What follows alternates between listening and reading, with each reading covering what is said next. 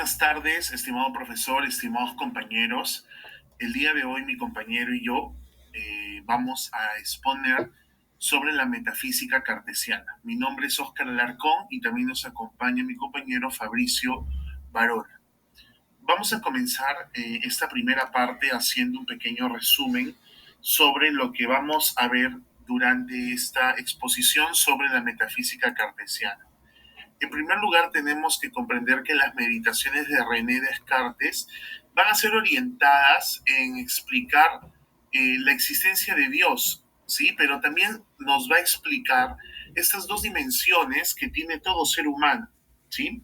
Como es la física y la corporal, es decir, lo espiritual y el alma.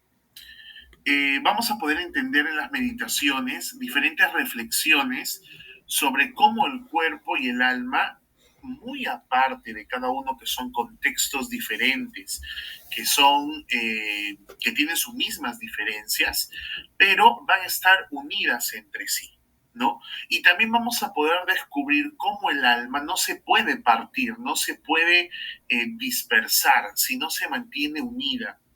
Y dentro de las meditaciones vamos a poder comprender, porque cuenta con 6 meditaciones, vamos a poder comprender cómo René va dando sentido en cada meditación para poder comprobar, según su criterio, que Dios verdaderamente existe y que obviamente hay una providencia, hay una soberanía de Dios sobre lo absoluto de todas las cosas, ¿no?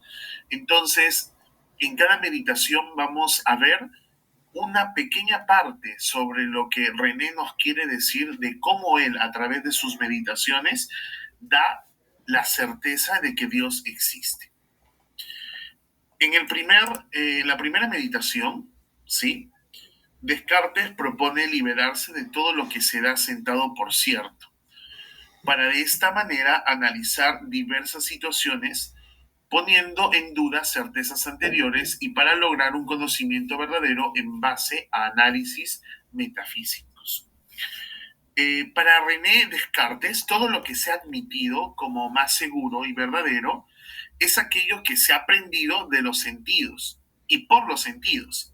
Entonces, muchas veces esto nos ha engañado.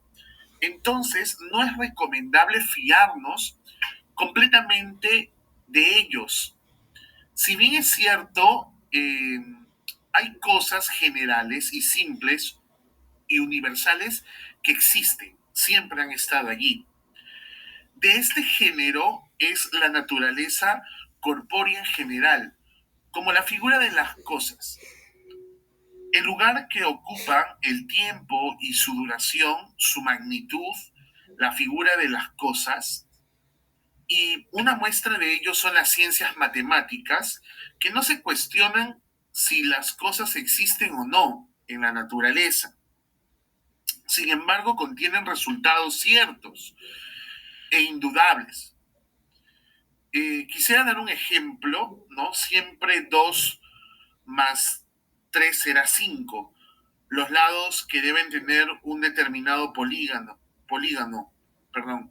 En fin, verdades que estén libres de cuestionamiento sobre su veracidad o falsedad. Para esto también tenemos que considerar que Descartes indica que hay un Dios omnipotente. Obviamente, cuando hablamos de un Dios omnipotente, es un Dios que ha creado.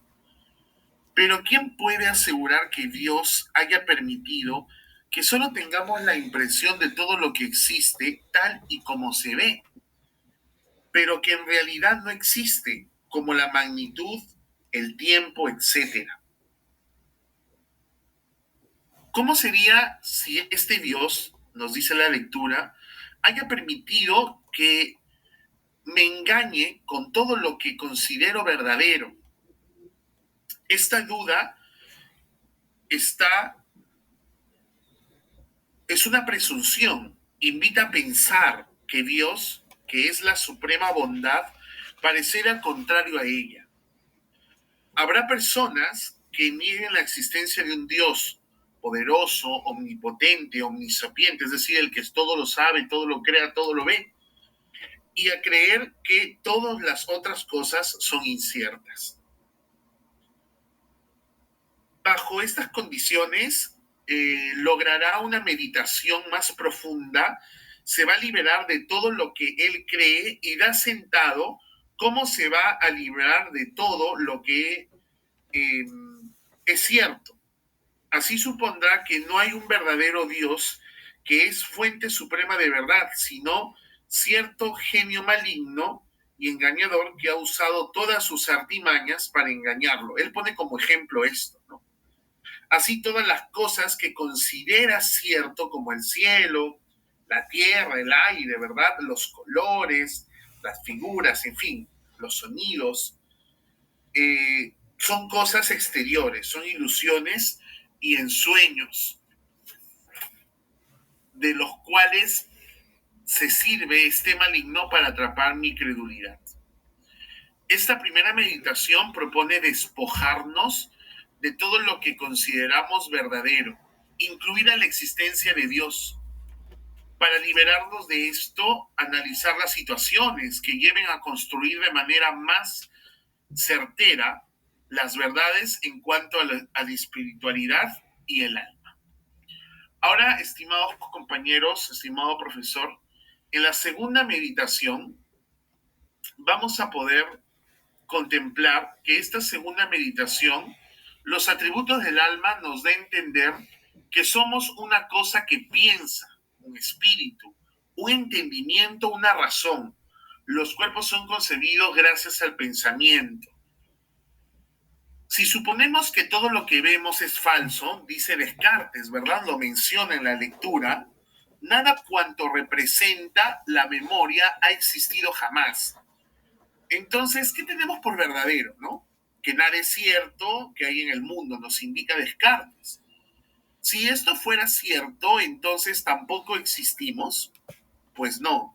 Si algo es de lo que tenemos que estar seguros, enfatiza René Descartes, es que sí existe, sí existe un engañador todopoderoso y astuto que se burla.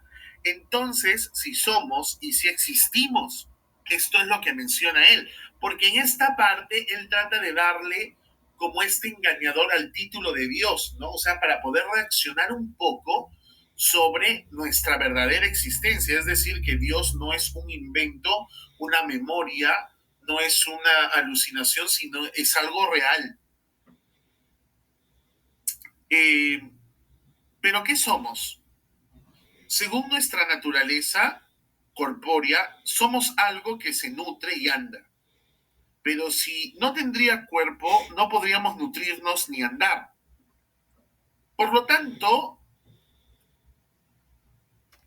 si existimos, ¿no? Por lo tanto, somos una certeza.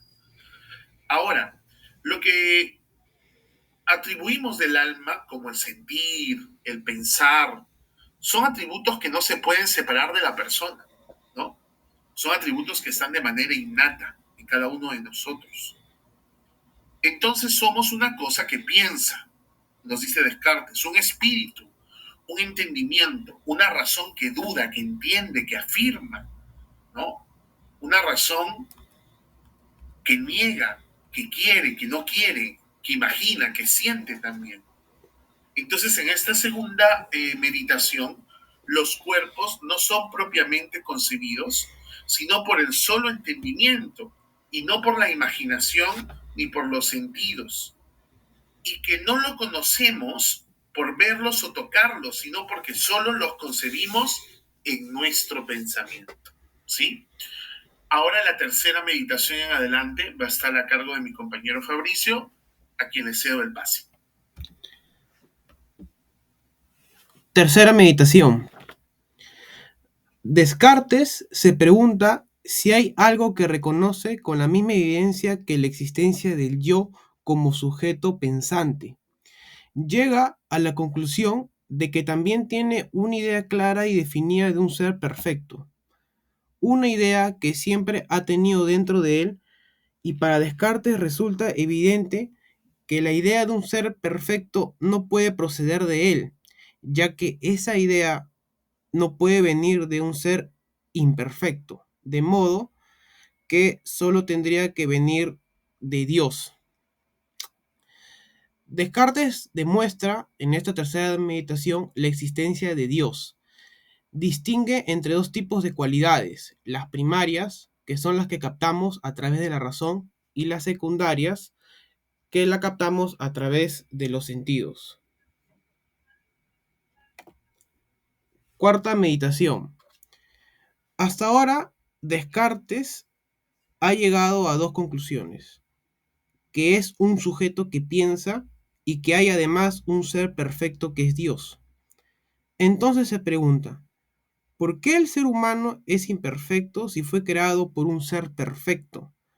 Para responder esta pregunta, Descartes reconoce dos facultades, un entendimiento limitado, que es la capacidad de conocer, y por otro lado, la voluntad ilimitada, que es la capacidad de querer. Mientras que nuestro entendimiento encuentra sus límites, la voluntad nos hace querer superarlos. Un ejemplo es como si tus padres o un familiar te dijera que si apruebas con un más 18 al final del ciclo en todos los cursos, te compraría una computadora o lo que desees, ¿no? En este caso, la voluntad hace que queramos llegar más allá de nuestros límites. Por eso, no culpa a Dios por habernos creado imperfectos, sino a la voluntad, que es la que hace que nos equivoquemos, por apresurarnos a realizar juicios que no han sido suficientemente valorados por el entendimiento. Sí podemos hacer las cosas, pero a veces no queremos. Quinta meditación. Descartes, en esta quinta meditación, reconoce que la realidad exterior o vida real tiene cualidades que pueden ser reconocidas por la razón. ¿Y cuáles son estas cualidades? Son las matemáticas. Y Descartes las utiliza para afirmar que cuando la razón reconoce algo de la realidad exterior de una forma clara y evidente, tiene que ser así, porque con las matemáticas o las ciencias se puede afirmar varias cosas. También llega a la conclusión y afirma que existe una realidad exterior que es real porque la reconocemos con la razón.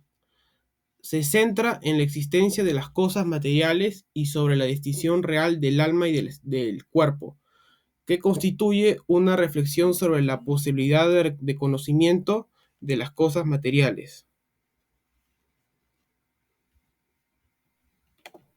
Sexta meditación. Descartes emplea aquí la tarea de solucionar el problema de entendimiento de la realidad del mundo externo. Además, aclara la diferencia y vínculo que hay entre el alma y el cuerpo. Para Descartes existen dos formas de realidad o sustancias. Una sustancia es el pensamiento o el alma, y la otra es la extensión o la materia. Según Descartes, estas sustancias provienen de Dios.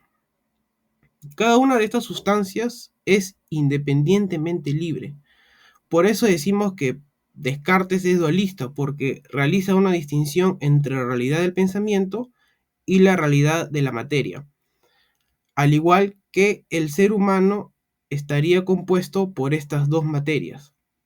También reconoce que estas dos sustancias independientes se relacionan.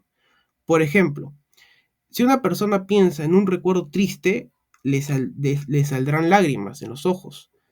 Ese recuerdo vendría a ser la primera sustancia, que es el pensamiento. Y esas lágrimas que salen al tener ese recuerdo es materia, que vendría a ser la segunda sustancia. Entonces ya estamos viendo cómo esas dos sustancias se relacionan. Ahora tendría sentido hacernos la pregunta, ¿cómo se relaciona el alma con el cuerpo si son sustancias distintas? Descartes opina que mientras el alma se encuentra en el cuerpo, está relacionada a través de un órgano cerebral especial llamada glándula pineal. O sea que para Descartes, si uno piensa en un recuerdo triste y le provoca lágrimas, la explicación de esto la tiene justamente este órgano. Descartes llega a la conclusión que el alma está relacionada con el cuerpo pero que se puede separar totalmente de él. Mientras que el cuerpo envejece, nuestros pensamientos o el alma no lo harán, siempre y cuando conservemos la razón. Esto es por decir, cuando tengamos una edad avanzada, nuestro cuerpo se deteriora, pero los sentimientos y los conocimientos que tengamos perdurarán en el alma. Obvio, esto es si sabemos dónde estamos parados a esa edad o si no, y si todavía tenemos uso de la razón. Eso sería todo, compañeros. Gracias por su tiempo.